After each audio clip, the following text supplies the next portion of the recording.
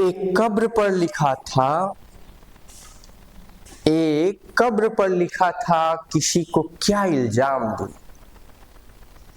जिंदगी में सताने वाले भी अपने ही थे और दफनाने वाले भी अपने ही थे। तो हेलो दोस्तों, आप सभी का जेपी वर्ल्ड एजुकेशन चैनल पर हार्दिक स्वागत है। आज हम लोग क्लास 12 का फिजिक्स का चैप्टर फर्स्ट वैद्युत क्षेत्र, वैद्युत आवेश एवं क्षेत्र यानी इलेक्ट्रिक चार्ज एंड फील्ड के बारे में पढ़ेंगे। उन सबसे पहले आज जो भी टॉपिक्स हैं, लगभग कई टॉपिक्स को कवर किया जाएगा, न्यूमेरिकल भी कवर किया जाएगा। तो चलते हैं, let us go to start right now. हम लोग सबसे पहले पढ़ेंगे वैद्युत आवेश के बारे में कि ये वैद्युत आवेश होता है क्या, इस वैद्युत आवेश का क्या अर्थ है, वैद्युत आवेश क्या होता है। तो हम लोग जानते हैं जैसे मिठाई की प्रॉपर्टी होती है, मिठाई का गुण होता है कि वो हमेशा मीठा खाने पर महसूस कराएगा। नमकीन का गुण होगा कि उसको खाने पर हमें तीखा महसूस होगा। मिर्च का गुण है कि उसको खाएंगे तो हमें तीखा महसूस होगा। पानी का गुण है कि उसको पिएंगे तो हमको निर्मल जल महसूस होगा। पानी की और एक प्रॉपर्टी है, अगर ऊंचाई से एक ढलान पर गिरा दे रहे हैं तो वह बहता हुआ चले जाएगा। मतलब पानी का गुण है कि वह बहेगा। उसी तरह से हर एक पदार्थ का गुण होता है। अगर उस पर कोई आवेश आ जाता है तो उसमें दूसरी छोटी छोटी निरावेशित वस्तुओं को अपनी ओर आकर्षित करने का गुण आ जाता है। वही जो गुण आता है उसी गुण को हम आवेश कहते हैं। यानी किसी वस्तु का वह गुण जिसके कारण वस्तु वैद्युतमय हो जाती है, वैद्युत आवेश कहलाता है। पहली परिभाषा, किसी वस्तु का वह गुण जिसके कारण वस्तु अपने चारों ओर वैद्युत क्षेत्र अथवा चुंबकीय क्षेत्र उत्पन्न करती है, वैद्युत आवेश कहलाता है। दूसरी परिभाषा। तीसरी परिभाषा, किसी वस्तु का वह गुण जिसके कारण वस्तु वैद्युतमय हो जाती है, वैद्युत आवेश कहलाता है। पदार्थ का वह गुण जिसके कारण वस्तु में आकर्षण या प्रतिकर्षण गुण उत्पन्न होता है, वैद्युत आवेश कहलाता है। एक लास्ट परिभाषा है आवेश का है कि एकांक समय में किसी परिपथ में बहने वाली धारा को वैद्युत आवेश कहते हैं। एकांक समय में हम लोगों ने क्लास 10 में विद्युत धारा का परिभाषा सुना था। उसमें कहा गया था एकांक समय में किसी परिपथ में प्रवाहित आवेश की दर को विद्युत धारा कहते हैं। यानी I = Q/T हो जाता है। इसका जब तिर्यक गुणा कर देंगे तो Q = IT हमको मिलेगा। यहां से अगर समय को 1 सेकेंड ले लेते हैं, 1 सेकेंड, तो 1 का I में गुणा करेंगे तो I ही हमको मिलेगा। इससे स्पष्ट ये है कि एकांक समय में परिभाषा बनाया गया, एकांक समय में किसी परिपथ में प्रवाहित होने वाली धारा को ही विद्युत आवेश कहते हैं। एकांक समय में किसी परिपथ में प्रवाहित होने वाली धारा को ही विद्युत आवेश कहते हैं। ओके, तो वैद्युत आवेश की 4 परिभाषाएं आपको यहाँ पर देखने को मिली है। एक, किसी पदार्थ का वह गुण जिसके कारण वस्तु में आकर्षण या प्रतिकर्षण उत्पन्न होता है, विद्युत आवेश कहलाता है। किसी वस्तु का वह गुण जिसके कारण विद्युत क्षेत्र या चुंबकीय क्षेत्र उत्पन्न होता है, वैद्युत आवेश कहलाता है। किसी वस्तु का वह गुण जिसके कारण वस्तु वैद्युतमय हो जाती है, वैद्युत आवेश कहलाता है। या एकांक समय में किसी परिपथ में बहने वाली धारा को विद्युत आवेश कहते हैं। 4 परिभाषाएं अलग अलग बुक से निकालकर आप लोगों को दी गई। अब ये जो विद्युत आवेश है, कहीं कहीं देखेंगे आप कि एक विद्युत आवेश होता है, एक वैद्युत आवेश, वैद्युत धारा हम लोग पढ़ते हैं, वैद्युत आवेश पढ़ते हैं, विद्युत धारा पढ़ते हैं, यानी वैद्युत और विद्युत का कुछ है मैटर। तो ये जान लीजिए, ये जो चैप्टर है, 2-3 चैप्टर फिजिक्स के स्टार्टिंग के क्लास 12 के जो है, इसमें चार्ज स्थिर है। आपको देखने को मिलेगा कि किसी पिंड पर आवेश रख दिया गया है, किसी निकाय पर आवेश को संरक्षित कर दिया गया है, मतलब आवेश चलायमान नहीं है, गतिशील नहीं है। जब आवेश गतिशील नहीं रहेगा तो उसका अध्ययन हम वैद्युत स्थितिकी में करेंगे, इलेक्ट्रोस्टैटिक्स में करेंगे। यानी इलेक्ट्रोस्टैटिक वैद्युत स्थितिकी एक भौतिक विज्ञान की शाखा है, भौतिक विज्ञान की वह शाखा जिसके अंतर्गत आवेश, अगर आवेश एक जगह स्थिर है तो उसके क्रियाकलाप, फंक्शंस के बारे में हम अध्ययन करते हैं, स्थिर वैद्युतिकी कहलाता है। सिंपल सी बात। तो इस चैप्टर में हमारा आवेश एक जगह स्थिर रहेगा, गतिमान नहीं रहेगा। अगर स्थिर है तो उसको वैद्युत आवेश कहते हैं। वही आवेश अगर गतिमान हो जाएगा तो विद्युत आवेश कहेंगे, जो आगे के चैप्टरों में 5 से ऊपर के जो भी चैप्टर है उसमें आपको देखने को मिलेगा। हम विद्युत धारा की परिभाषा में कहते हैं एकांक समय में प्रवाहित आवेश की मात्रा को, मतलब आवेश प्रवाहित हो रहा है, आवेश दौड़ रहा है, आवेश बहुत तेजी से रोटेट कर रहा है, आवेश बहुत तेजी से मूव कर रहा है, तब जाकर के विद्युत धारा प्रवाहित हो रही है। तो वहां पर विद्युत धारा हम लोग बोलते हैं, वैद्युत धारा नहीं बोलते। समझ में आया? ओके, और राइट। अब हमने कहा कि वैद्युत आवेश की 4 परिभाषाएं हमने आपको दे दिया। वैद्युत आवेश को Q से प्रदर्शित करते हैं, स्मॉल q से। नेक्स्ट स्लाइड पर हम लोग चलते हैं। ये स्क्रीनशॉट लेना है तो आप ले सकते हैं। देखिए, वैद्युत आवेश को Q द्वारा प्रदर्शित किया जाता है। वैद्युत आवेश का जो मात्रक होता है, MKS पद्धति में वैद्युत आवेश का मात्रक कूलाम होता है, MKS पद्धति में। और वही CGS पद्धति में अगर चल जाए तो CGS पद्धति में इसी आवेश का मात्रक स्टेट कूलाम होता है, या ESU हम लिखते हैं, ESU। वैसे ये इतना खास नहीं है स्टेट कूलाम, लेकिन हम मैक्सिमम यही पढ़ते हैं कि विद्युत आवेश का मात्रक कूलाम होता है और इसे C से प्रदर्शित किया जाता है। ओके, अब हम कैसे ये इसका मात्रक आया है, इसके कौन कौन मात्रक हो सकते हैं उसके बारे में जानेंगे। तो अभी हमने विद्युत धारा की परिभाषा बताते हुए कहा कि एकांक समय में किसी परिपथ में प्रवाहित आवेश की मात्रा को विद्युत धारा कहते हैं, इसे I से प्रदर्शित करते हैं। I = Q/T होता है। विद्युत धारा I बराबर आवेश बटे समय, यानी Q/T होता है। ये फार्मूला 10 में हम लोग पढ़े हैं। अब यहां से तिर्यक गुणा अगर हम कर देते हैं, यहां से आधा विद्युत धारा बटे 1 कर दें, तिर्यक गुणा कर दिए तो आवेश का 1 में गुणा करेंगे हम तो आवेश हो जाएगा, और जब समय का विद्युत धारा में गुणा करेंगे तो विद्युत धारा गुणे हमने समय लिख दिया क्रॉस मल्टीप्लिकेशन करके। यहां से Q = आ गया IT, विद्युत धारा का I, समय का T, यानी आवेश बराबर IT। तो आवेश का एक और मात्रक आपको निकल के आया। आवेश का मात्रक I, यानी विद्युत धारा का मात्रक एम्पियर होता है और समय का मात्रक सेकेंड होता है। यानी विद्युत आवेश जो है, वैद्युत आवेश, इसका मात्रक एम्पियर सेकेंड भी होता है। तो कितने मात्रक आपको मिले? वैद्युत आवेश का मात्रक कूलाम होता है MKS पद्धति में, CGS पद्धति में स्टेट कूलाम हो गया, ESU जिसको बोलते हैं, इलेक्ट्रोस्टैटिक यूनिट, और थर्ड आपका आ गया एम्पियर सेकेंड। तो अगर कहीं आ जाएगा कि वैद्युत आवेश का मात्रक क्या होता है, कूलाम आपको न मिले ऑप्शन में, स्टेट कूलाम न मिले ऑप्शन में, लेकिन आपको अगर ऑप्शन में एम्पियर सेकेंड मिल गया तो वो भी जानेंगे कि वैद्युत आवेश का मात्रक एम्पियर सेकेंड भी होता है।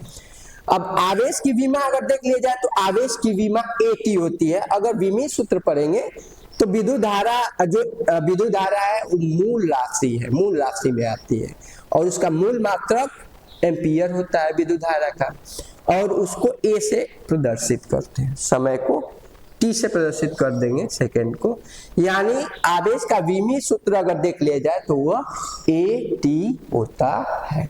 ओके, फिर चलते हैं आवेश। एक हम लोग स्टार्टिंग में जब क्वेश्चन लगाएंगे तो इसी फार्मूले पर बहुत सारे क्वेश्चन हम लोग लगाएंगे। Q आवेश Q is equal to N into E होता है। एक तो आवेश की परिभाषा के थ्रू अगर देखा जाए तो आवेश Q बराबर IT भी हो जाएगा। तो क्वेश्चन में अगर विद्युत धारा और समय दिया है तो Q बराबर IT से हम क्वेश्चन सॉल्व कर लेंगे।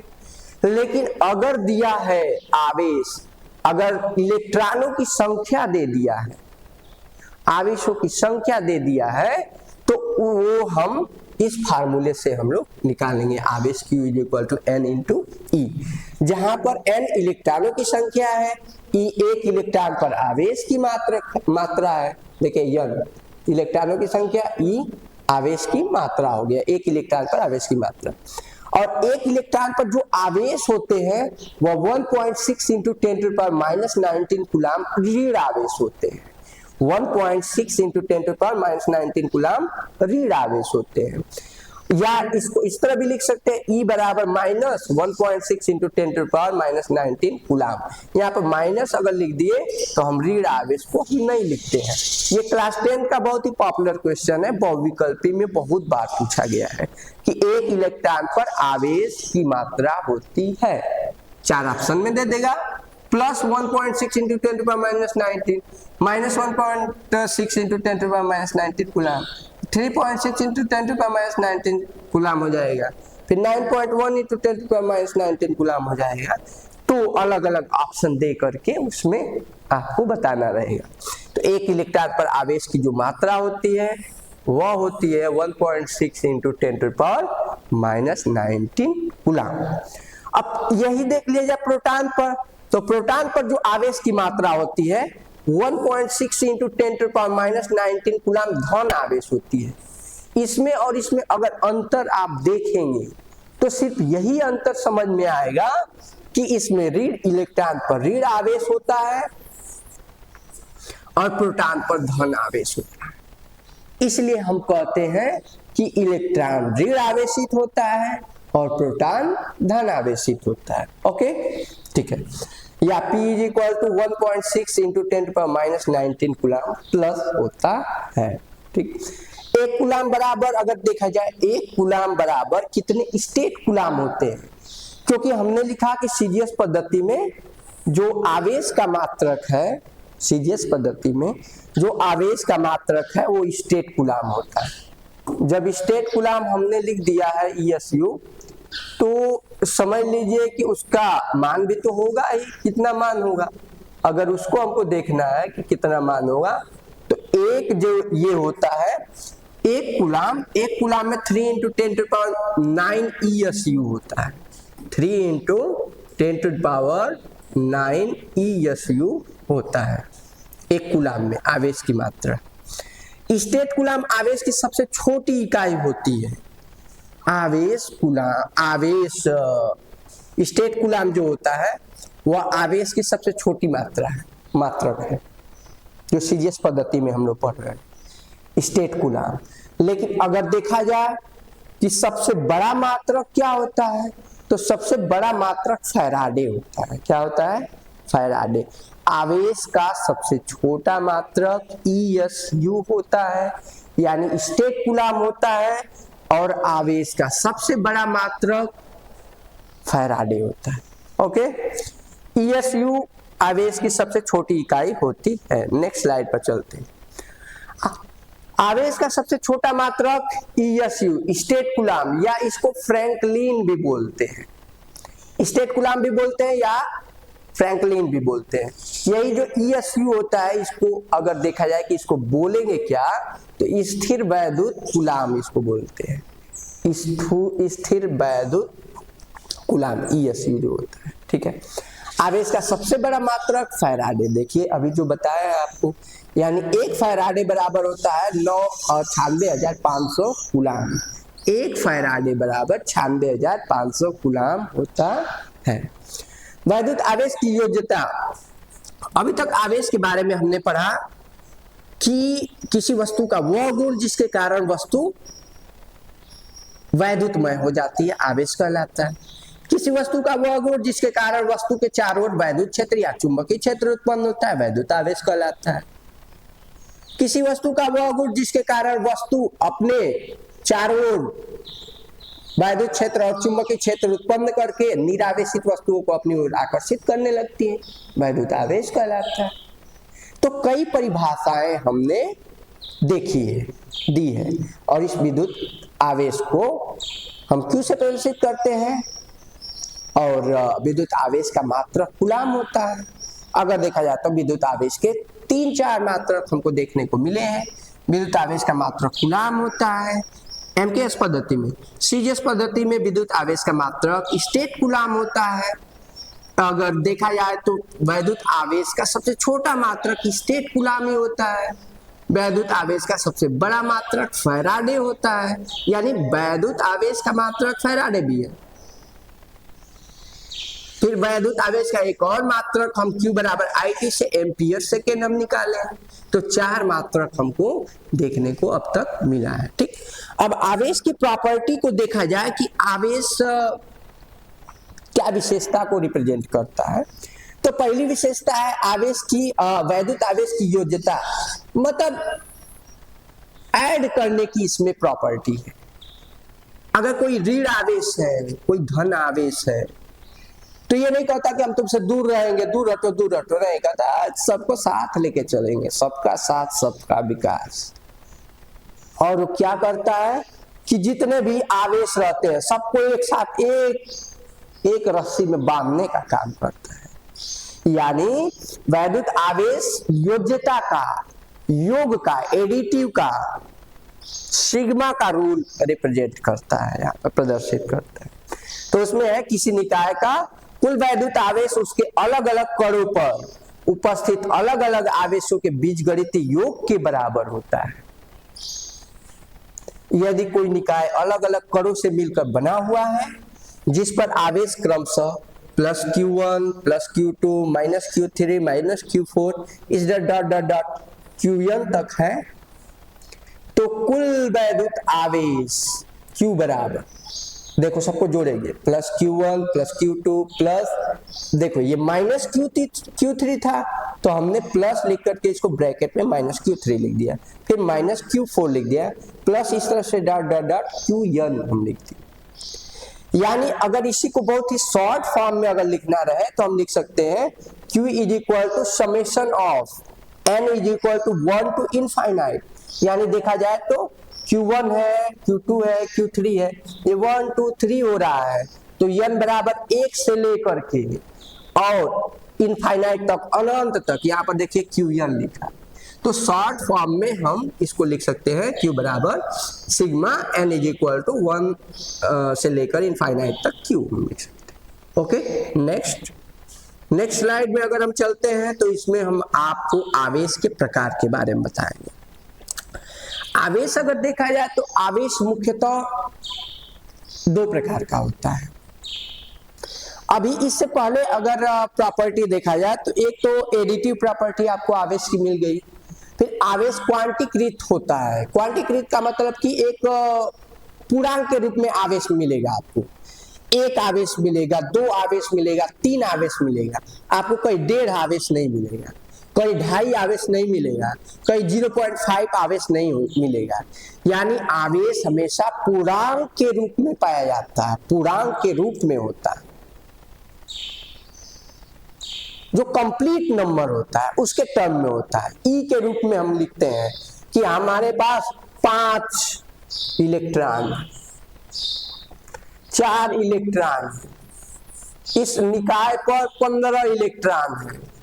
ये नहीं कहेंगे कि 1.2 इलेक्ट्रॉन है, 3.6 इलेक्ट्रॉन है, नहीं।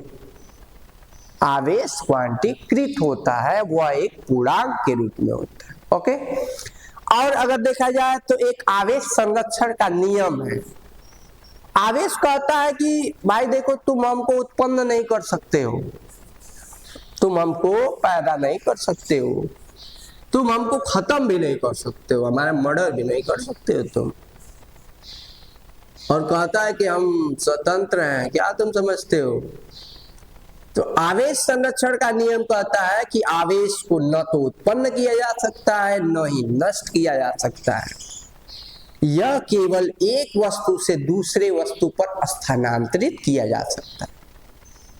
सिर्फ और सिर्फ इतना ही किया जा सकता है आवेश के बारे में।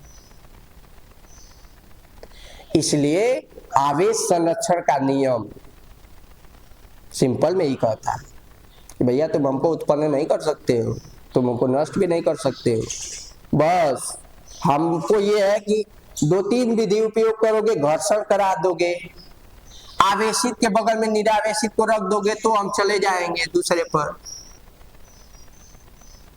और कई विधियों से, 2-3 विधियों से ही बस तुम हमको इधर उधर कर सकते हो, लेकिन ये नहीं कि नया आवेश पैदा कर दोगे, ऐसा तुम कर ही नहीं सकते हो।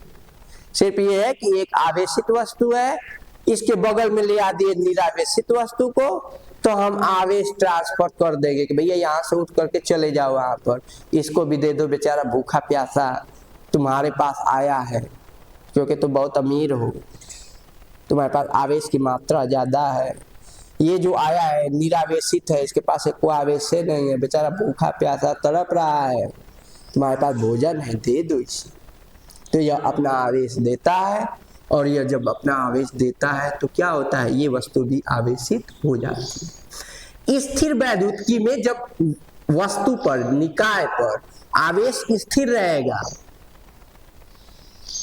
तो वह अपने चारों ओर वैद्युत क्षेत्र या चुंबकीय क्षेत्र उत्पन्न तो करेगा ही आवेश के गुण के कारण, लेकिन जब वैद्युत क्षेत्र या चुंबकीय क्षेत्र उत्पन्न करेगा तो वह कागज की छोटी छोटी वस्तुओं को, तिनकों जैसी चीजों को अपनी ओर आकर्षित कर पाएगा।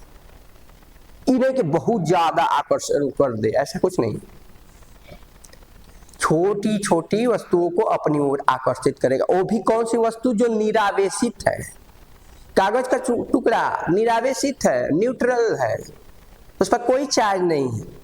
और ये जब इसको बाल से रगड़ दिए पेन को, तो हमने देखा कि ये आवेशित हो गए और यह कागज के छोटे छोटे टुकड़े को अपनी ओर आकर्षित करने लगी। अरे जब हम लोग छोटे थे क्लास 6, 7, 8 में, तो क्या करते थे, दोस्तों से कहते थे कि देखो तुमको जादू दिखाए।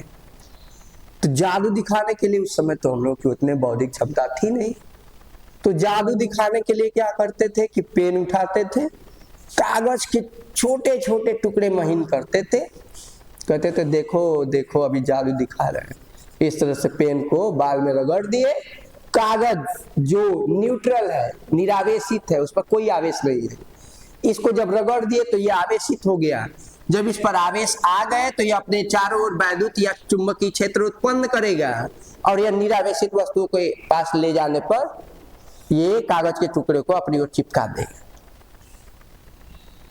आज जब चिपका दिया तो आपको देखने को मिला कि इसमें आकर्षण हुआ, तो हम लोग कहते थे देखो जादू हो गया, जादू, हमने कागज के टुकड़े को चिपका दिया। तुम चिपका सकते हो? तो उसको कहते थे कलम उठाओ, आप बिना बाल से रगड़े तरी उसको चिपका के दिखाओ, नहीं चिपकता था। उस समय बौद्धिक क्षमता कम थी। यही हाल था पहले जब चुंबक के बारे में दुनिया नहीं जानती थी, तो सबसे पहले जो मिस्र उस देश के लोग थोड़ा सा केमिस्ट्री में पढ़े लिखे समझदार रहते थे, तो इन्होंने क्या ये करते थे कि दूसरे देशों में जाते थे, दूसरे जगह जाते थे, तो मदारी की तरफ से खेल दिखाते थे, कहते थे देखो ये लोहा है, लोहे की कील है, छोटी छोटी कीलें हैं, इसको मैं देखो कैसे अपनी ओर आकर्षित कर रहा हूं। तो क्या करते थे, मुट्ठी में चुंबक रख लिया करते थे और लोहे की छोटी छोटी कीलों के पास ले जाते थे और हाथ पर पूरी चिपक जाती थी और कहते देखो जादू करती है, जादू, जबकि उसमें साइंस छुपा रहता था। हम अगर नींबू ले लिए, नींबू ले लिए, नींबू में सिट्रिक एसिड होता है, सिट्रिक अम्ल होता है, और अगर हम मान लो चाकू ले लिए तो व्हाइट कलर का एक केमिकल होता है, अगर उससे अम्ल से वो क्रिया करता है तो वह लाल अवक्षेप छोड़ता है, लाल अवक्षेप।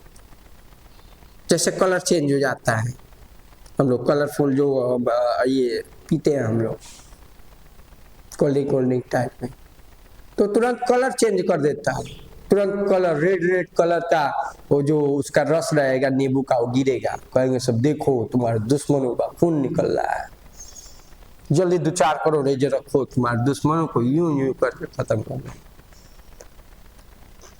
तो हर जगह साइंस छुपा हुआ है दोस्तों। ये आवेश पहले से ही जो लोग समझदार थे, पढ़े लिखे थे, वो जानते थे, खोज करते चले गए। इसी वैद्युत आवेश से विद्युत धारा की खोज हुई, और भी अनेक प्रकार की चीजों की खोज हुई, और ये हम बल्ब बनाए, पंखा बनाए, एसी फ्रिज कूलर, क्या क्या नहीं बनाया है। इसी वैद्युत आवेश, वैद्युत क्षेत्र, वैद्युत विभव और ये सभी चीजों को पढ़ करके हम एक एक इंस्ट्रूमेंट बनाए। नहीं तो 1800 ईसा पूर्व से पहले की इतिहास देख लीजिए, ना आपको फ्रिज मिलेगा, ना आपको कूलर मिलेगा, ना आपको इतना बढ़िया बढ़िया सब चीजें मिलेंगी। तो आज इसी साइंस की देन है। ओके, आवेश की देन है, आवेश के बारे में जो हम लोग पढ़ रहे हैं।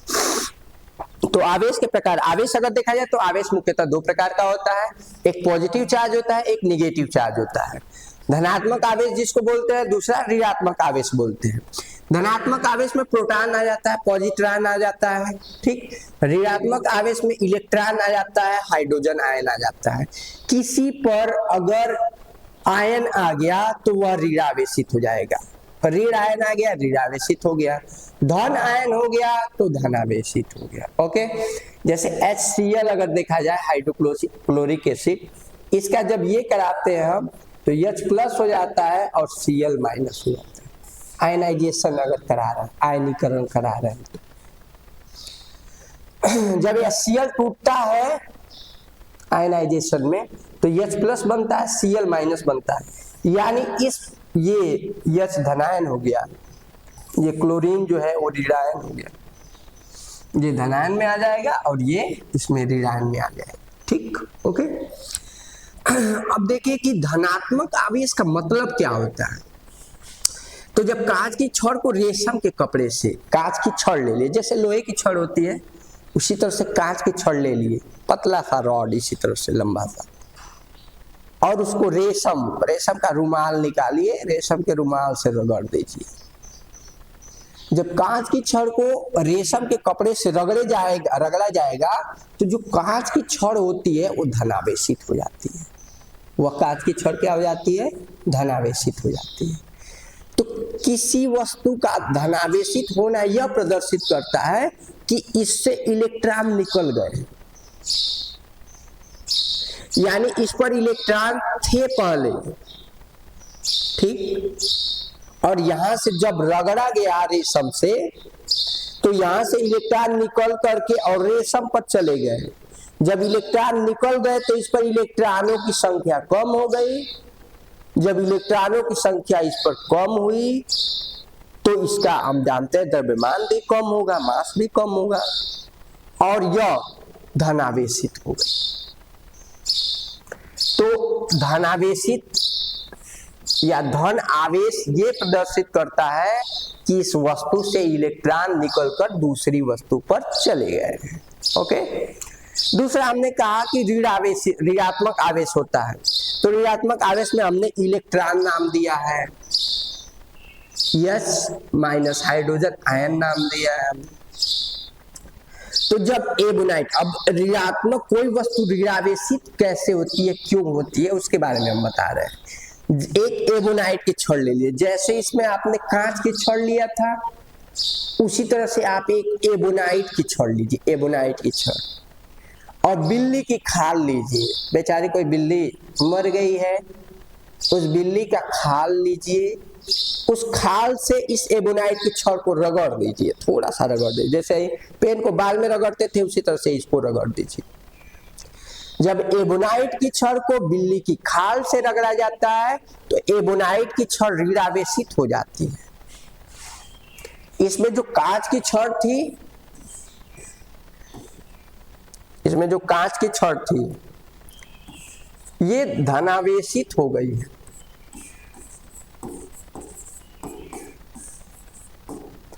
इसमें जो एबोनाइट की छड़ है,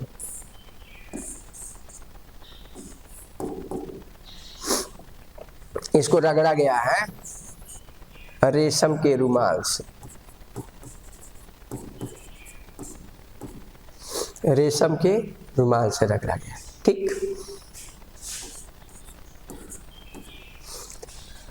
ये है, इसको लिख ही देते हैं, ये है कांच की छड़।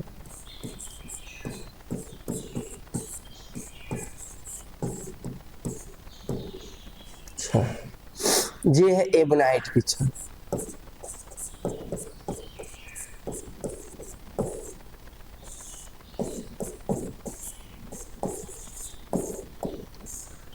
इसको रगड़ दे रहे हैं हम बिल्ली की खाल से।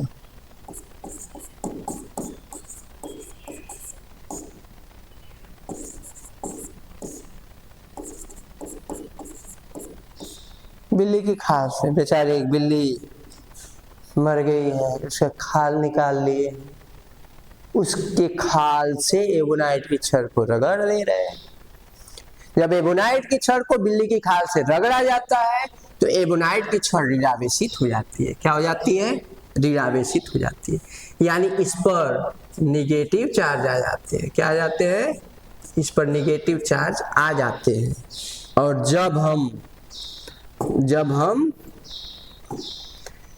रेशम के जब हम कांच की छड़ को रेशम के रुमाल से रगड़ते हैं तो यह जो कांच की छड़ होती है यह धनावेशित छड़ हो जाती है, धनावेशित हो जाती है। तो सिंपल सी परिभाषा अगर देखा जाए तो दो चीजें यहाँ से परिभाषा आपको निकलेगी, ठीक ना। उसी तरह से आप देखेंगे ना कि बालों में कंघी रगड़ने पर कंघी का ऋणावेशित हो जाना। जब हम कंघा करते हैं, कंघा उंघा बाल में, सूखे बाल में, तो जब कंघा करते हैं तो कंघी को बाल में खूब रगड़ते हैं, झाड़ते हैं बाल को, तो जो कंघी होती है वो ऋणावेशित हो जाती है, यानी बाल से निकल करके इलेक्ट्रॉन हमारे कंघी पर चले जाते हैं और वह छोटी छोटी चीजों को अपनी ओर आकर्षित करने लगती है। इसी के कारण जो होते हैं, जो जुए होते हैं सर में, वो उस पर चिपक जाते हैं कंघे पर। क्यों चिपक जाते हैं? क्योंकि कंघी तो आवेशित हो गया है, ऋणावेशित हो गया है। तो जैसे कागज के छोटे छोटे टुकड़ों को अपनी ओर आकर्षित करने का गुण आ जाता है, उसी तरह से जितने भी ढील अल्ली जितने भी ये सब रहते हैं उसी पर चिपक जाते हैं, डेंड्रफ ओंड्रफ रहते, चिपक जाते हैं। तो दो फायदे होते हैं, आवेश को सीखिए, ये बहुत अच्छी चीज है। सिंपल सा उपयोग आपके यहाँ पर आसपास में देखने को मिलेगा। बाल झाड़ रहे हैं, झाड़ने के बाद देखेंगे कि जब झाड़ करके तुरंत निकालेंगे, देखेंगे उस पर चिपके रहेंगे सब, पूरे जितने भी जुए रहेंगे, जितने लीक है, जितने ढील रहेंगे, सब चिपके रहेंगे सब। आज जब निकाल लेंगे तो कुछ देर छोड़ेंगे तब उसमें से निकल के भागने लगेंगे सब। वो आवेश के कारण ही होता है, आकर्षण बल हो जाता है उसमें। और एक कुर्सी पर एक बच्चे को बैठा दीजिए, उसके ऊपर तौली रख दीजिए, उसके शरीर को ढक दीजिए तौली से, अचानक तौली को खींचिए, उस बच्चे का हाथ अगर स्टोव पर ले जाएंगे, गैस के स्टोव पर, तो गैस ऑन कर दीजिए, देखिए तुरंत आग पकड़ लेगी। तो उस आवेश का बहुत उपयोग है, अगर आप समझें तो बहुत उपयोग है। तो अभी तक ये हम जाने हैं कि आवेश मुख्यतः दो प्रकार का होता है, एक धनात्मक आवेश होता है, दूसरा ऋणात्मक आवेश होता है। धनात्मक आवेश प्रोटॉन है और पॉजिट्रॉन होता है, ऋणात्मक आवेश इलेक्ट्रॉन होता है और हाइड्रोजन आयन हो गया, ये हो गया। जितनी भी आयन वाली चीजें होती है सब, ऋण आयन वाली चीजें सब ऋणावेशित होता है, ऋण आवेश वाला होता है। और जितनी भी धनायन वाली चीजें होती है, जैसे P+ लिखते हैं तो पॉजिट्रॉन लिखते हैं, तो ये सब धनात्मक आवेश वाली चीजें होती है। अब इसमें एक चीज सीखने को मिलती है, कभी कभी पूछता है कि कोई वस्तु धनावेशित, किसी वस्तु के धनावेशित होने का क्या मतलब है, किसी वस्तु के या किसी निकाय के ऋणावेशित होने का क्या मतलब है। तो देखिए हम नेक्स्ट पेज पर चलते हैं, नेक्स्ट पेज एट, या वस्तु का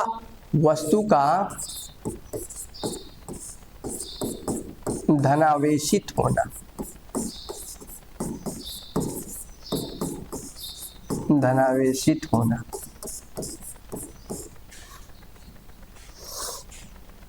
इधर लिख देते हैं वस्तु का ऋणावेशित होना।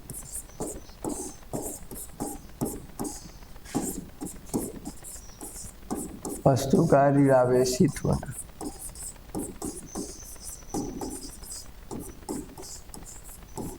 चलिए कलर ही चेंज कर देते हैं, थोड़ा सा हम ब्लैक कलर में ले आ देते हैं। ठीक, देखिए हमने कहा कि जब हम कांच की छड़ को, कांच की छड़ थी ये, इसको रगड़ा, हमने घर्षण कराया किसे, रेशम के रुमाल से, रेशम के कपड़े से, रेशम का कपड़ा ले लेते हैं या रेशम का रुमाल ले लेते हैं। तो ये कांच की छड़ धनावेशित हो गई, ये धनावेशित हो गई, और रेशम का जो कपड़ा है वो ऋणावेशित हो गया।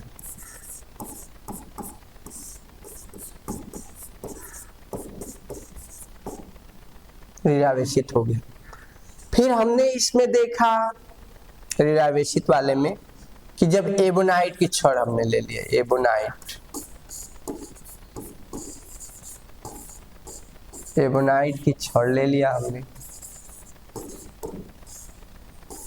इसको रगड़ दिया हमने बिल्ली की खाल से, बेचारी एक बिल्ली का मर्डर किया, बिल्ली की खाल, फिर खाल निकाल करके और उसे प्रयोग किया गया।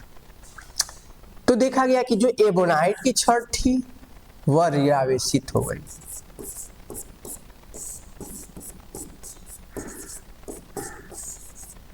और अगर ये ऋणावेशित हुई तो दूसरा क्या होगा, हमारा धनावेशित होगा। ये फिक्स है, ये धनावेशित ही होगा। ठीक है, अब देखिए एक चीज हम आपको समझाते हैं, किसी वस्तु का धनावेशित होना और किसी वस्तु का ऋणावेशित होना प्रदर्शित क्या करता है। ठीक, किसी वस्तु का धनावेशित होना यह प्रदर्शित करता है कि उस वस्तु से इलेक्ट्रॉन निकल चुका है, इस वस्तु से इलेक्ट्रॉन दूसरी वस्तु पर चला गया। यानी जब कांच की छड़ को रेशम के रुमाल से रगड़ते हैं तो कांच की छड़ से इलेक्ट्रॉन निकलता है और निकल कर चला जाता है कहाँ, रेशम के रुमाल पर।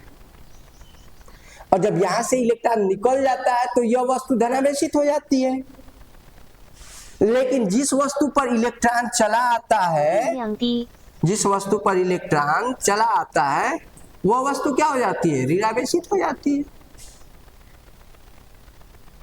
इस पर इलेक्ट्रॉन आया तो यह वस्तु ऋणावेशित हुई, इससे इलेक्ट्रॉन गया तो यह वस्तु धनावेशित हुई। सिंपल सा कंसेप्ट है ये। ओके, इधर देखिए एबोनाइट की छड़ है, बिल्ली की खाल। एबोनाइट की छड़ को जब बिल्ली की खाल से रगड़ते हैं तो बिल्ली की खाल से इलेक्ट्रॉन निकल करके और एबोनाइट की छड़ पर आ जाते हैं। जब एबोनाइट की छड़ पर आ जाते हैं तो एबोनाइट की छड़ ऋणावेशित हो जाती है और बिल्ली की खाल क्या हो जाती है, धनावेशित हो जाती है। अगर देखा जाए तो दोनों छड़ ही हैं, यहाँ पर कांच की छड़ है, यहाँ पर एबोनाइट की छड़ है, लेकिन यहाँ पर कांच की छड़ धनावेशित हो रही है, यहाँ पर एबोनाइट की छड़ ऋणावेशित हो रही है। देखिए वस्तु का भी गुण है, आप देखें। सबसे पहली परिभाषा आवेश का हम जब दिए हैं तो कहे हैं किसी वस्तु का वह गुण, तो ये वस्तु का गुण है, दोनों छड़ है लेकिन दोनों की प्रॉपर्टी अलग अलग है। एक छड़ पॉजिटिवली चार्जेबल हो रहा है, एक छड़ निगेटिवली चार्जेबल हो रहा है, दोनों छड़ ही है लेकिन दोनों की प्रॉपर्टी अलग है। एल्युमिनियम का अगर वो बना दिए, एक तार बनाए उसकी प्रॉपर्टी अलग रहेगी, लोहे का तार बनाए उसकी प्रॉपर्टी अलग होगी, प्लास्टिक का तार बनाए उसकी प्रॉपर्टी अलग होगी। तो सबकी प्रॉपर्टी आपको अलग अलग देखने को मिलेगी। ओके, तो ये चीजें हम यहाँ पर देखें। और अगर डिटेल में हम समझना चाहें तो थोड़ा सा आपको हम दिखा देते हैं। चलिए और डिटेल में हम थोड़ा सा आपको समझा दे रहे हैं। ये देखिए, जैसे मान लेते हैं कि हमने सोडियम ले लिया। सोडियम सोडियम एक तत्व है केमिस्ट्री का Na। इसका परमाणु क्रमांक 11 होता है और 23 होता है इसका द्रव्यमान संख्या। द्रव्यमान संख्या 23 होता है और परमाणु क्रमांक, इसको नीचे वाले को परमाणु क्रमांक, एटॉमिक नंबर बोलते हैं। एटॉमिक नंबर यानी परमाणु क्रमांक। परमाणु क्रमांक बोलते हैं। ये जो 23 है इसको बोलते हैं द्रव्यमान संख्या। द्रव्यमान संख्या, इसको मास नंबर भी बोला जाता है। ये थोड़ी सी केमिस्ट्री की चीज आ गई है इसलिए हम आपको बता रहे हैं। और ये तो तत्व होता है यानी एलिमेंट होता है। ठीक है, ओके। हमने कहा कि ये जो तत्व है सोडियम, इसका परमाणु क्रमांक 11 है। परमाणु क्रमांक 11 होने का मतलब सिंपल सा ये है कि इसमें 11 इलेक्ट्रॉन है। 11 क्या है? इलेक्ट्रॉन है। और जितने इलेक्ट्रॉन होते हैं उतने ही क्या होते हैं? प्रोटॉन भी होते हैं। तो 11 क्या हो गया? प्रोटॉन भी। ठीक, जितने इलेक्ट्रॉन उतने ही प्रोटॉन। ठीक, इसलिए कोई भी तत्व जो होता है उदासीन होता है। जब उस पर इलेक्ट्रॉन निकल जाते हैं या इलेक्ट्रॉन आ जाते हैं तभी वो क्रियाशील होता है। या Cl में जब तक आयनाइजेशन नहीं कराएंगे, हाइड्रोजन आयन नहीं बनेगा, क्लोरीन आयन नहीं बनेगा, तब तक कि उसमें कोई रिएक्शन नहीं हो सकता है। ठीक है, तो हम सोडियम को देख रहे हैं। सोडियम 11 इलेक्ट्रॉन है, तो पहले कोष में तो हम जानते हैं कि 2 इलेक्ट्रॉन हो जाएंगे। पहले कोष में 2 इलेक्ट्रॉन हो गए। दूसरे कोष में अगर देखें तो 8 इलेक्ट्रॉन होते हैं। 2n² का अगर फार्मूला लगाएंगे तो 2 2 4 2 6 और 2 8 हो गए। 8 इलेक्ट्रॉन हो गए। 8 2 10 इलेक्ट्रॉन हो गए। अब एक और ये होता है 11 इलेक्ट्रॉन। अब इसमें हमने कहा है कि इलेक्ट्रॉनों की संख्या कितनी है भैया? तो इलेक्ट्रॉन की संख्या, इलेक्ट्रॉन की संख्या हमने देखा 11 है। प्रोटॉन की संख्या कितने हैं भैया? तो जो प्रोटॉन की संख्या है वो भी 11 है, क्योंकि 11 परमाणु क्रमांक होता है। ठीक है, 11 इलेक्ट्रॉन है, 11 प्रोटॉन है। अब अगर मान लेते हैं कि ये तो नाभिक के पास है, सोचिए, थोड़ा कलर चेंज करते हैं आप लोगों के लिए। ये इलेक्ट्रॉन तो नाभिक के पास है, तो नाभिक का आकर्षण बल इस पर ज्यादा लगेगा। यह इलेक्ट्रॉन अगर देखा जाए तो नाभिक से थोड़ा सा दूर है, तो इस पर आकर्षण बल और कम लगेगा नाभिक का। और ये देखिए सबसे बाहरी कोष में जो इलेक्ट्रॉन है, तीसरे कोष में, इस पर तो नाभिक का आकर्षण बल सबसे कम लगेगा, क्योंकि ये तीसरे कोष में, पहला दूसरा तीसरे कोष में। चलिए इस इलेक्ट्रॉन को अगर हम यहाँ पर लेके चल रहे हैं तो हम देखते हैं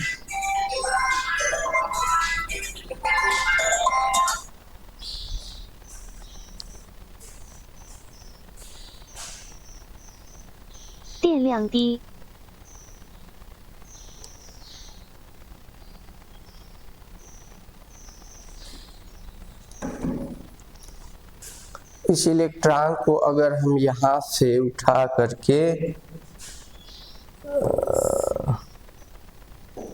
कलर में सब चेंज करना पड़ता है।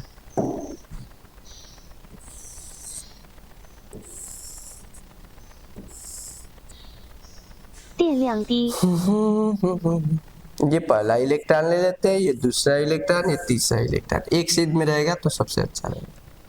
चलिए हम इसी कलर को लेते हैं। तो नाभिक के पास ये इलेक्ट्रॉन है तो इस पर आकर्षण बल बहुत ज्यादा लगेगा। नाभिक से दूर ये इलेक्ट्रॉन है तो इस पर आकर्षण बल और कम लगेगा। और नाभिक से सबसे दूर ये इलेक्ट्रॉन है। तो नाभिक से दूरी अगर बढ़ती है तो नाभिक का आकर्षण बल बहुत ही क्या हो जाता है, कम होता चला जाता है। अब देखिए पहला कोष में इलेक्ट्रॉन है तो नाभिक अपने पास वाले इलेक्ट्रॉन पर बहुत तेजी से बल लगाएगा, फिर उससे दूर वाला जो है उस पर नाभिकीय आकर्षण बल थोड़ा कम लगेगा, सबसे दूर वाले पर सबसे कम लगेगा। ठीक, जैसे एग्जाम्पल देख लीजिए, अगर ये आपके मम्मी पापा आप घर पर रह करके पढ़ाई कर रहे हैं, ये होम मिनिस्ट्री है, तो आपके मम्मी पापा हर समय आपके ऊपर चील की निगाह एकदम लगाए रहेंगे, हमारा बेटा क्या कर रहा है, हमारी बेटी क्या कर रही है, क घंटे पढ़ रहे हो, क घंटे खेल रहे हो, क घंटे चैटिंग कर रहे हो, क घंटे मोबाइल चला रहे हो, हर चीजें एकदम आप पर एक्टिव मोड में देखेंगे, क्योंकि आप होम मिनिस्ट्री के पास हैं। जो ही आप थोड़ा घर से दूर चले जाते हैं, स्कूल चले गए, तो होम मिनिस्ट्री का असर तो थोड़ा कम हो जाता है, थोड़ा दोस्तों में घूम लेंगे, थोड़ा सा मस्ती कर लेंगे, थोड़ा और भी कुछ काम हो जाता है, क्योंकि आप घर से थोड़ा सा दूर हो गए हैं। और अगर मान लेते हैं कि घर से दूर आप इलाहाबाद चले गए, तो इलाहाबाद चले जाएंगे तो दूरी घर से क्या हो जाएगी, बढ़ जाएगी। जब दूरी आपकी बढ़ जाएगी घर से तो क्या होगा, मम्मी फोन करेंगे, बेटा क्या कर रहे हो, हाँ मम्मी पढ़ रहे हैं, एकदम लाइब्रेरी में बैठे हैं, एकदम चिंता न कर। मम्मी फोन पर सुन ली, हाँ बेटा पढ़ रहा है, वाह बेटे वाह, मम्मी खुश हो गई। अब तुम वहां पर कितना पढ़ रहे हो तो तुम जानती हो। ठीक, तो जब भी घर से दूरी बढ़ी तो आकर्षण बल क्या हुआ, कम हुआ, मम्मी बस हाल चाल नहीं पा रही है। ओके, तो दूरी बढ़ने पर आकर्षण बल क्या होता है, अपने आप कम होता चला जाता है। तो उसी को ये रिप्रेजेंट कर रहा है, उसमें हम एग्जाम्पल क्यों बताए हैं। अब देखिए घर पर है तो मम्मी पापा आपको छोड़ेंगे नहीं, एकदम थोड़ा सा दूरी चले गए तो मम्मी पापा का असर कम होगा परिवार का, और इलाहाबाद बनारस चले गए तो सबसे कम हो जाएगा आकर्षण। ठीक, एक हफ्ते 10 दिन 2 दिन पर आपको फोन करके हाल चाल लेंगे, आप कितना पढ़ रहे हैं। अब डेली का रूटीन है आपका कि कोचिंग जाकर के पढ़ना है, सुबह 10 बजे से और 3 बजे तक कोचिंग में पढ़ना है। अब किसी दिन आपके जिगरी दोस्त आ गए आपके रूम पर, कहे कि भैया देखो आज हमारा बर्थडे है, आज किसी को कोचिंग नहीं जाना है, आज हम लोग चलेंगे मॉल में, चलेंगे खरीदारी करेंगे, पिकनिक मनाएंगे और खूब बम्पर पार्टी करेंगे। तो बाहरी आकर्षण बल इसको मिला, पहले तो कहेगा नहीं नहीं नहीं हम पढ़ने आए हैं तो हम पढ़ेंगे, हम नहीं जाएंगे। लेकिन दोस्त दबाव डाले, दोस्ती की कसम खिला दिए, तो अब बेचारा टूट गया। अब कहा कि ठीक है चलो चलते हैं, तुम्हारे बर्थडे कई दिन आएगा, चलो तुम्हारे बर्थडे में शामिल हो जाते हैं। अब वो क्या करेगा, नाभिक का जो आकर्षण बल है इसको छोड़ करके अब दोस्तों के साथ चला गया बर्थडे मनाने। आकर्षण बल कम था तभी तो चला गया, यानी दोस्त उसको प्रेरित किए तभी तो गया वो। इससे सिंपल सा मतलब ये है कि बाहरी अगर बल, बाह्य बल अगर उस बाहरी कोष में उपस्थित इलेक्ट्रॉन को मिल जाता है तो वह इलेक्ट्रॉन इस कोष को छोड़ करके और फ्री हो जाता है, और फ्री होकर के उस पदार्थ में घूमने लगता है। उसी को मुक्त इलेक्ट्रॉन भी कहते हैं। और मुक्त इलेक्ट्रॉन जब प्रवाहित होता है तो विद्युत धारा बहती है, सिंपल सी बात है। मुक्त इलेक्ट्रॉन या आवेश अगर प्रवाहित नहीं होंगे, अगर मुक्त इलेक्ट्रॉन नहीं रोटेट करेगा, नहीं मूव करेगा, तो विद्युत धारा नहीं बहेगी।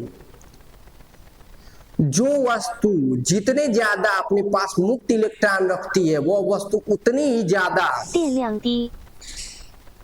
कंडक्टर है, उतनी ही सुपर कंडक्टर है। जैसे चांदी हो गया, चांदी में सबसे ज्यादा मुक्त इलेक्ट्रॉन होते हैं। तांबा हो गया, कापर इसको बोलते हैं, एल्युमिनियम हो गया, लोहा हो गया, ये सब चीजें जो धातुएं हैं, इन धातुओं में मुक्त इलेक्ट्रॉन की संख्या ज्यादा होती है, जिसके कारण यह विद्युत के सुचालक होते हैं। सुपर कंडक्टर इनको माने जाते हैं, हम लोग मानते हैं। ओके, तो ये चीजें हैं। ठीक, अब जब देखिए, अब हम वस्तु को पढ़ा रहे थे, ये मुक्त इलेक्ट्रॉन हो गया। अब जब यह इलेक्ट्रॉन अगर बाहर निकल गया इलेक्ट्रॉन, जैसे हमने कांच की छड़ था, पहले रेशम का कपड़ा था, दोनों को दूर दूर रखे हैं, तो इस पर आवेश संरक्षित है, ठीक ना, दोनों पर आवेश संरक्षित है। जब दोनों को रगड़े तो क्या हुआ, कांच की छड़, मान लो ये कांच की छड़ है, कांच की छड़ के बाहरी कोष में जो इलेक्ट्रॉन था ये निकल गया, और ये निकल करके कहाँ चला गया, कांच की छड़ से चला आया रेशम के कपड़े पर चला आया। जब कांच की छड़ से इलेक्ट्रॉन निकला तो इलेक्ट्रॉनों की संख्या पहले 11 थी, अब तो 10 हो गई, क्योंकि एक इलेक्ट्रॉन निकल गया। लेकिन नाभिक के अंदर जितने प्रोटॉन थे, 11 प्रोटॉन, वो तो उतने ही रहेंगे, उसको तो हम बदल नहीं सकते हैं। अब इलेक्ट्रॉनों की संख्या 10 हो गई, प्रोटॉनों की संख्या 11 हो गई। इसमें सिंपल सा मतलब ये है, किसकी संख्या बहुत अधिक हो गई, प्रोटॉन की संख्या। और प्रोटॉन कैसा कण है, धनावेशित कण है। जब धनावेशित कण है यानी इलेक्ट्रॉन निकली, तो कांच की छड़ धनावेशित होना फिक्स है, इसको कोई नहीं रोक सकता। इसीलिए किसी वस्तु का धनावेशित होना यह प्रदर्शित करता है कि उस वस्तु से एक इलेक्ट्रॉन निकल गया है, ठीक। अब रेशम का कपड़ा ऋणावेशित क्यों हुआ है? अब रेशम के कपड़े की अगर बात किया जाए तो अब हम चलते हैं, फिर से हम लेते हैं।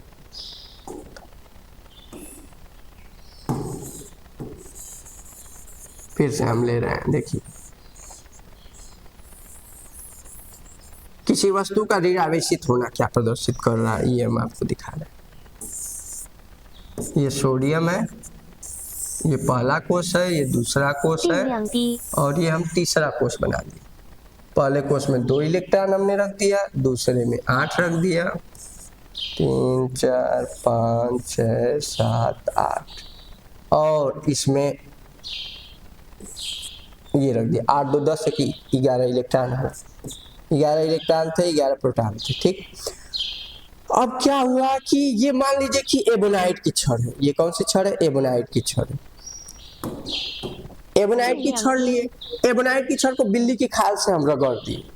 जब बिल्ली की खाल से रगड़े तो इस पर इलेक्ट्रॉन 11 थे, इस पर और 2 इलेक्ट्रॉन आ गए। बिल्ली की खाल से जब रगड़ दिए एबोनाइट की छड़ को, तो इस एबोनाइट की छड़ पर 2 और इलेक्ट्रॉन आ गए। जब 2 और इलेक्ट्रॉन आ गए तो अब इसमें देखिए इलेक्ट्रॉनों की संख्या कितनी हो गई, 11 तो ऑलरेडी थी, 2 और आ गए, तो ये 13 इलेक्ट्रॉन हो गए। लेकिन प्रोटॉन तो धनावेशित कण होता है, यह नाभिक के अंदर होता है, तो इसकी संख्या को हम बदल नहीं सकते, प्रोटॉनों की संख्या। इलेक्ट्रॉन ही एक वस्तु से दूसरे वस्तु पर जाएगा या आएगा, प्रोटॉन नहीं इधर उधर जाता है। अब देखो इलेक्ट्रॉनों की संख्या अधिक हो गई कि नहीं, इलेक्ट्रॉन की संख्या 13 हो गई, प्रोटॉन की संख्या 11 हो गई, क्योंकि 2 इलेक्ट्रॉन तो बाहर से आ गए। जब इलेक्ट्रॉनों की संख्या 13 हो गई तो इलेक्ट्रॉन हम जानते हैं कि ऋणावेशित कण होता है, इसलिए यह वस्तु ऋणावेशित हो जाती है। तो सिंपल सा मतलब ये है कि ऋणावेशित, एबोनाइट की छड़ ऋणावेशित हो रही है, इसका मतलब ये है कि बिल्ली की खाल से इलेक्ट्रॉन निकल करके आ गए एबोनाइट की छड़ पर। आज जब बिल्ली की खाल से इलेक्ट्रॉन निकले तो यह बिल्ली की खाल क्या हो गई, यह बिल्ली की खाल धनावेशित हो गई। तो जब 2 वस्तुओं को रगड़ेंगे तो फिक्स है कि एक धनावेशित होगी, एक ऋणावेशित होगी। ओके, तो आवेश तक ही आज तक इतना सीमित। आवेश के बारे में आज हम लोगों ने जाना। कल नेक्स्ट टॉपिक में हम पढ़ाएंगे कि कूलाम का नियम क्या है, कूलाम के नियम पर आधारित जो प्रश्न है, कूलाम का सदिश निरूपण क्या है। एक चीज बताना भूल गए कि जो आवेश होता है, आवेश एक अदिश राशि होता है। कैसी राशि है, स्केलर क्वांटिटी है। अदिश राशियां वे राशियां होती है जिनमें केवल और केवल परिमाण होता है, दिशा नहीं होती, उसे अदिश राशि कहते हैं। तो जो आवेश है इसमें केवल परिमाण होता है, इसलिए आवेश जो होता है वह एक अदिश राशि होती है। तो लास्ट तक इस वीडियो को देखने के लिए आप सभी का बहुत बहुत धन्यवाद। Super thanks to all.